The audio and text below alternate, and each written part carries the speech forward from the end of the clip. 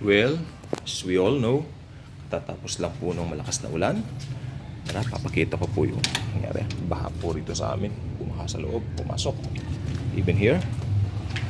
So, Sampaguita si Jaguar. Sila. Baha po ngayon. Nagbaha. Yan po.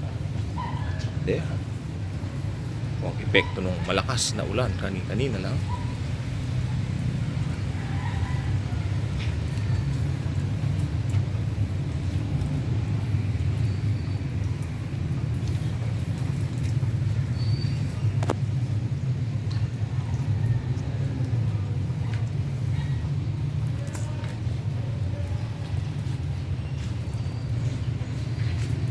Malakas po ang ulan. Baha.